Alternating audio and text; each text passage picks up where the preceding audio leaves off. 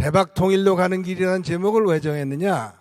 2013년 1월 20 며칠인가 박근혜 대통령께서 연두 기자회견을 할 때 예상하지 못했던 화두를 던지셨어요. 통일은 대박이다. 그때로부터 지난 3년이 지나는 동안에 우리가 통일 문제를 가지고 우리 국내에서 많은 논란이 진행되는 것을 우리가 보고 있습니다. 그래서 그 통일은 대박이다 하는 화두를 바닥에 깔고 오늘 제가 말씀을 드리겠습니다. 이 화면은 이제 통일은 뭐냐? 남과 북이 통일을 하는 것입니다. 한반도에서는 남과 북이 통일을 하는 문제를 다루려면은 남과 북의 실체를 우리가 정확하게 이해를 해야만 그 우리가 정확하게 이해하는 실체 사이에서 어떻게 통일이라고 하는 수화작반이 잘 이루어지겠느냐 하는 것을 생각할 수 있기 때문에 요 몇 장의 화면을 통해서 남북의 실체를 우리가 한번 보는 기회를 갖도록 하겠습니다. 이 화면은 남북 간의 경제력을 비교한 것입니다. 이 화면을 보면은 맨 위에 두 개 항목이 있죠. 국민 총생산, 그 다음에 1인당 국민 총생산액 해서 국민 총생산액 GNI로는 지금 남북 간의 경제력 격차는 40대 1이 넘습니다. 북한이 남한의 40분의 1에 불과하고 개인별 국민 생산으로 따지더라도 20분의 1에 불과합니다. 그 이제 남북한 인구가 2대 1이죠. 우리가 7천만이고 남한은 아마 3천만 전후라고 지금 우리가 알고 있습니다만은, 그리고 이제 모든 경제 지표 중에서 북한이 남한에 앞선 것은 아직도 앞선 것은 일부 산업자원입니다. 광공업 자원, 광산 자원만이 이 남한이 북한에 비해서 떨어져서 맨 바닥에 보면은 석탄이나 철광석은 아직도 북한이 거의 한반도의 매장량을 독점하다시피 하고 있지만은, 그래서 남북한이 분단됐을 때 모든 경제적 이점은 북한이 가지고 있었고 남쪽은 인구, 사람이 입하고 땅만을 가지고 있었죠. 그러나 그걸 가지고 우리가 70년 동안 노력한 결과로 해서 저 위에 여러 항목이 말해주는 것처럼 남북한의 경제력의 격차가 역전이 돼가지고 지금은 남북한 간의 경제력 비교가 의미가 없는 그런 상태가 지금 돼 있죠. 이것은 보기가 좀 복잡하시지만은 그냥 한마디 메시지만 여기서 여러분들이 공감해 주시면 되겠습니다. 이것은 이제 대한민국의 이 국력의 세계적 비중을 여러 지표를 가지고 종합해 놓은 겁니다. 이게 전부가 아닙니다만은 오늘날 2016년에 대한민국의 경제력은 세계 190여 개국 가운데서 완전히 상위권에 들어가 있습니다. 우리가 세계 넘버원을 우리가 차지하고 있는 지표들이 적지 않게 많은 것을 이 화면을 통해서 보실 수 있을 겁니다. 전체적인 이 경제 지표를 종합해 가지고 국력의 지금 2006년에 중국 공산당의 사회과학원에서 전 세계 여러 나라의 국력 상대적 비교를 해놓은 걸 보면은 대한민국 국력을 6위로 이렇게 평가해 놓은 것을 볼 수 있습니다. 반면 북한의 국력의 현주소는 어떤 것이냐? 이 한 장의 이 화면으로 여러분에게 전달하는 것은 불충분하지만은 하단에 국제적인 평가기관들이 여럿이 있습니다. 가령 이 에코노미스트라든가 포린 팔러시라든가 여러 평가기관들이 평가를 하는데 그 평가의 기준으로 삼는 항목에 따라서 민주주의 지수라든가 언론 자유 지수라든가 실패한 국가 지수라든가 국가 위기 지수라든가 국가 위험도 지수라든가 이것을 보면 북한은 190여 개국 가운데서 맨 바닥 최하위를 헤매고 있다는 것을 알 수 있습니다. 이 세계 190여 개국의 상위권에 지금 와 있는 대한민국과 하위권에 있는 북한을 통합시키는 것이 통일이다. 모든 결과는 원인의 산물입니다. 원인이 없는 결과는 없습니다. 오늘날 대한민국의 이렇게 국력의 신장과 북한의 국력의 위축이 원인이 어디에 있느냐? 그것은 1948년 남쪽에 대한민국이 건국되고 북한의 조선민주주의 인민공화국이라고 하는 분단 국가가 출현했을 때에 남과 북이 선택을 했습니다. 남은 무엇을 선택했느냐? 정치적으로는 자유민주주의, 경제적으로는 자본주의 시장경제. 이래서 정치적으로 자유민주주의 체제와 자본주의 시장경제가 일반 국민들의 생활에 어떤 그 결과를 가져왔느냐? 하나는 대한민국의 사회는 경쟁사회입니다. 모든 국민들에게 균등한 기회를 국가가 보장해주고 그 균등한 기회를 가지고 모든 국민들이 노력해서 각자 가지고 있는 경쟁력의 차이에 따라서 결과를 획득하는 그런 체제를 우리가 그동안 이룩해 왔죠. 또 그러한 제도를 통해서 경쟁을 하려니까 개방을 하지 않을 수가 없죠. 개방사회고 개방을 하려니까 국제화를 우리가 받아들이지 않을 수가 없어서 오늘날 대한민국 국민들, 특히 여러분들의 자녀들이 요즘 그 해외 나가서 많이 활동을 하는데 세계 어느 국가에 가도 대한민국의 젊은이들이 가서 노는 걸 보면은 세계 어느 국가의 국민보다도 떨어지지 않는 그런 모습을 보이고 있고, 저도 뭐 적지 않은 기회에 해외 여행을 합니다마는 여행할 때마다 그 여행하는 곳에서 발견하는 대한민국의 젊은이들, 대한민국 국민들의 모습에서 대한민국 국민의 우월성을 우리가 확인하는 기회를 많이 갖죠. 반면 북한의 선택은 무엇이었느냐? 북한은 정치적으로는 공산주의 독재를 채택했죠. 그런데 공산주의 독재라는 것도 소위 막스 레닌주의가 말했던 독재가 1917년에 러시아 혁명이 일어나고 나서 소위 스탈린식 독재로 변질했고, 스탈린식 독재가 북한에 와가지고는 지금 김가 왕조로 전제 군주 체제로 돌아가는 그런 변화를 해서 이 독재 중에서도 아주 특이한 독재 체제가 됐죠. 그리고 사회주의 계획 경제를 소련으로부터 들여다가 시행을 했습니다. 사회주의 계획 경제라는 것은 숟가락 하나 젓가락 하나도 다 국가가 관리하는 경제고, 그 경제 속에서는 그저 주는 대로 먹고 시키는 대로 일하고 하는 것으로 모든 인민을 교육시키는 그러한 획일적인 체제가 됩니다. 그 획일적인 체제를 운영하려다 보니까 명령사회가 돼서 시키는 일이 아니면은 사람들이 뭐 다른 일을 할 수 없는 그런 사회가 되는 것이고, 그런 사회를 유지하려니까 다른 사회로부터 어떤 간섭이 들어오는 것을 극히 싫어해서 폐쇄 사회가 되고, 폐쇄 사회를 유지하기 위해서 전 세계 유례가 없는 고립화된 사회가 돼서 이 남북의 두 사회의 특징을 이루고 있다는 것이죠. 이것을 전제로 해서 우리가 통일 문제를 생각할 수밖에 없습니다. 그런데 오늘날 우리가 살고 있는 2016년의 지구촌 세계가 어떤 세계냐는 것을 우리가 한번 잠시 생각해 볼 필요가 있습니다. 오늘날 지구촌 사회는 경쟁력이 최고의 덕목인 사회입니다. 경쟁력이 있으면 살고 경쟁력이 없으면 도태가 되는 사회입니다. 이 통일을 통해서 우리가 여러분이 꼭 생각해 봐야 될 문제가 세 가지가 있습니다. 하나는 통일을 통해서 우리가 무엇을 이룩하려고 하느냐.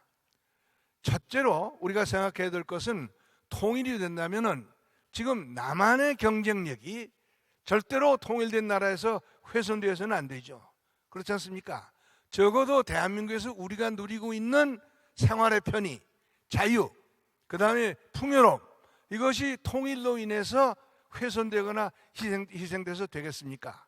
그렇기 때문에 통일된 나라에서는 우리 대한민국에서 그동안 이룩해놓은 경쟁력이 그대로 훼손되지 않고 보존될 뿐더러 그 경쟁력을 북한의 동포들도 향유하도록 하는 것이 되는 그런 통일이어야 되는 것이죠. 또 하나 우리가 생각해야 될 것은 그 이제 이 북한의 우리 동포들이 공산주의 수령 독재 체제로부터 벗어나 가지고 적어도 우리가 누리는 정치적 자유, 경제적 번영을 함께 공유하면서 이렇게 되는 사회가 되도록 하는 통일이 되어야 될 것입니다. 또 한 가지 생각해야 될 것은 우리가 왜 통일을 합니까? 통일을 하면은 통일 이전보다 나아지는 내용의 생활의 퀄리티, 질을 확보해야 되는 것 아닙니까? 그러니까 우리가 통일을 통해서 시너지 효과를 우리가 만들어서 통일보다도 통일 이전보다 나은 생활할 수 있는 어떤 그런 모멘텀, 활력을 얻을 수 있는 내용의 통일이 되어야 될 것이다.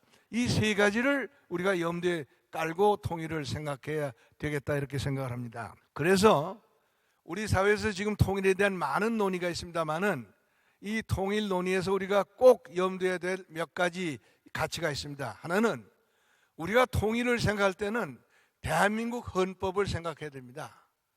왜냐하면 대한민국 헌법이 오늘날 대한민국의 풍요로움을 가져왔고, 물론 많은 논란의 여지가 있고 부분적으로 문제가 없는 건 아니지만은 대한민국의 정치적 자유를 가져왔고 대한민국 국민들의 여러 가지 생활에 편의스러움을 가져다 준 것이 대한민국 헌법입니다.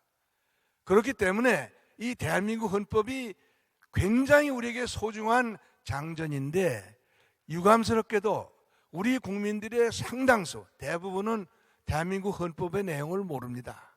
아마 여기 앉아 계신 여러분들도 대한민국 헌법을 내용을 잘 모르실 겁니다. 더군다나 자라나는 청소년들이 학교에서 헌법을 공부 안 합니다. 그런데요, 우리가 헌법 공부를 해야 됩니다. 헌법이 우리에게 뭘 가져다 주느냐, 그리고 이 헌법을 통해서 우리가 뭘 지켜야 되느냐 하는 것을 우리가 터득을 해야 됩니다. 그리고 이 대한민국 헌법을 보면은 통일을 어떤 방법으로 어떤 내용의 통일을 해야 되느냐 하는 것도 통일 헌법 안에 담겨져 있기 때문에 첫째로 우리가 헌법을 숙지하고 헌법의 테두리 안에서 이루어지는 통일을 우리가 고민을 해야 됩니다. 둘째로는 지난 70년 동안 남북이 분단돼서 살았습니다. 분단돼서 살아온 동안의 체험을 통일을 통해서 우리가 묵살해서는 안 됩니다. 70년 동안 우리가 분단돼서 사는 동안에 남북이 정말 피를 흘리는 체제 경쟁을 했고, 그 체제 경쟁을 통해서 대한민국의 국력이 아까 도표에서 본 것과 같은 그런 장족의 발전을 해서 남북 간의 격차가 형성되어 있습니다. 그러면은 이 체제 경쟁의 결과, 분단 과정에서 우리가 이 축적되었던 생활의 결과가 통일에 반영이 돼야 된다 하는 걸 우리가 생각을 아니할 수가 없습니다.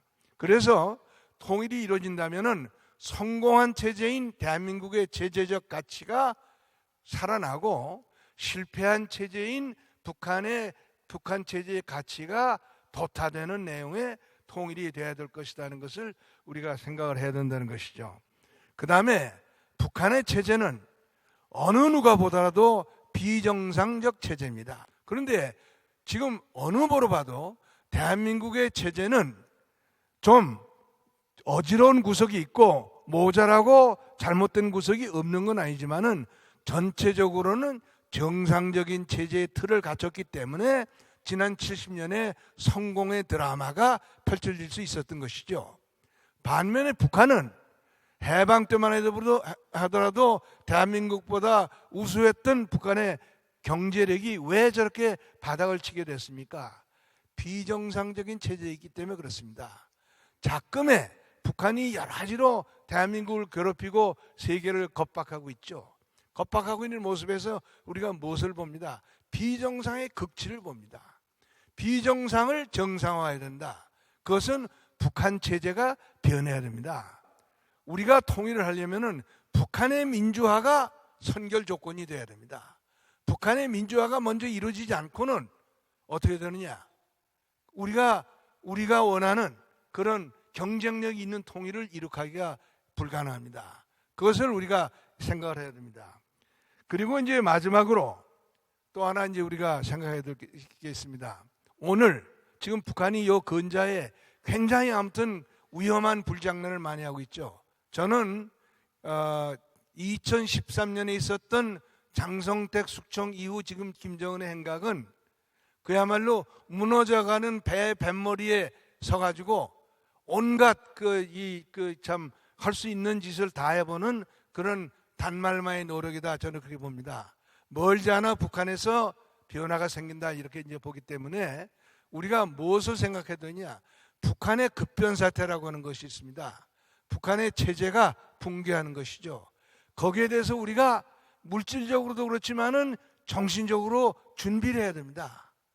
그야말로 준비하지 않은 상태에서 북한이 그 천지가 붕괴되는 그런 변화가 왔을 때 우리가 어떻게 해야 되느냐? 사실은 우리가 큰 준비가 없어도 그런 상황이 나오면은 그 상황은 좋은 방향으로 갈 수 있습니다. 1945년 우리가 해방됐을 때, 특히 1953년 휴전이 되고 대한민국 형편은 정말 바닥에 내려앉아 있었습니다. 그 속에서 우리가 일어났습니다. 불사조처럼 일어나가지고 오늘날 세계 선진국 대열에 우리가 들어가 있어요. 그러한 저력이 우리 민족 내부에 내재하기 때문에 북한이 아주 함몰이 되더라도 북한 주민들이 정신만 각성이 되면은 거기서 자력으로 또 일어나서 오늘날 대한민국이 이룩한 건설을 하게 됩니다. 그것을 우리가 같은 민족으로서 믿어줘야 됩니다.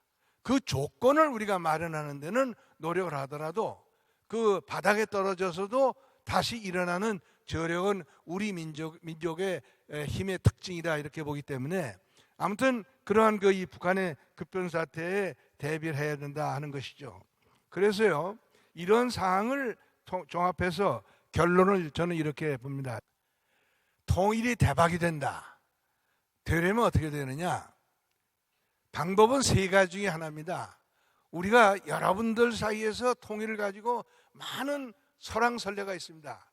그러나 그 설왕설래를 종합해 보면 세 가지 중에 한 가지의 통일을 얘기하는 거예요. 하나는 북한이 가계를 접고 대한민국으로 들어오는 통일이죠. 이건 흡수 통일이 아닙니다. 많은 분들이 흡수 통일이라는 말 가지고 혼란을 겪는데 흡수 통일은 흡수하는 쪽에서 흡수하는 통일입니다. 이 독일이 서독이 동독을 흡수했다 그래가지고 독일의 통일을 보고 흡수 통일을 말하는 분들이 많아요. 근데 독일의 통일은 서독이 흡수한 통일이 아닙니다. 동독이 무너져가지고 서독으로 들어온 통일이지 흡수 통일이 아니에요. 정확하게 말하면 피흡수 통일입니다. 피흡수 통일의 이 관건을 누가 가지고 있느냐? 그 무너지는 쪽에서 가지고 있는 거예요. 동독이 희망을 안 했으면은 독일의 통일이 이루어지지 않아요. 그러니까 더군다나 대한민국에서 지금 북한의 김정은이가 저렇게 버티고 있는데 흡수 통일이 가당키나 합니까? 우리가 원한다고 해서 그런 게 아니에요. 북한이 스스로 무너져서 우리 내부로 들어오는 그런 통일이 될 수가 있고 그렇게 될 가능성이 90%입니다. 그러한 통일이 하나 있습니다. 두 번째 통일은 대한민국이 공산화돼 가지고 북한으로 편입되는 통일이죠. 이건 북한이 원하는 통일입니다. 또 우리 대한민국 안에서도 그것을 희망하는 분들이 있어요. 그 희망하는 분들이 있어가지고 대한민국의 통일 논의도 어지럽게 만들고 여러 가지 사회를 시끄럽게 만드는 일들이 생기고 있습니다. 그런 통일이 있을 수 있습니다. 마지막으로 아주 대세를 이루는 통일론이 있죠. 지금 많은 지식인들이 남북이 합의해서 통일을 하자 이런 얘기입니다. 남북이 합의해서 하는 통일은 섞어찌개를 만드는 통일이죠. 남과 북을 섞는 통일이에요. 이것이 뭐냐? 여기에 중대한 문제가 있습니다. 이 중에 하나가 이제 연방제 통일이라는 것인데 이 섞어찌개 통일은 어떤 문제가 있냐면은 북한이 가지고 있는 경쟁력이 없는 요소들을 어쩌면 절반 이상, 어쩌면 절반 이하를 가지고 통일한 거에 들어온다는 거예요. 우리 것과 북한 것이 절반 또는 아마 어쩌면은 우리보다 더 많이 북쪽에 들어와서 섞어서 이루어지는 통일이에요. 그럼 섞어찌개가 되면 어떻게 되느냐? 북한이 가지고 들어오는 부분은 것이 무엇이 됐든지 경쟁력이 없어요. 경쟁력이 없는 것과 경쟁력이 있는 것이 그 물리적으로 합쳐지면은 전체적인 경쟁력은 손상을 입게 됩니다.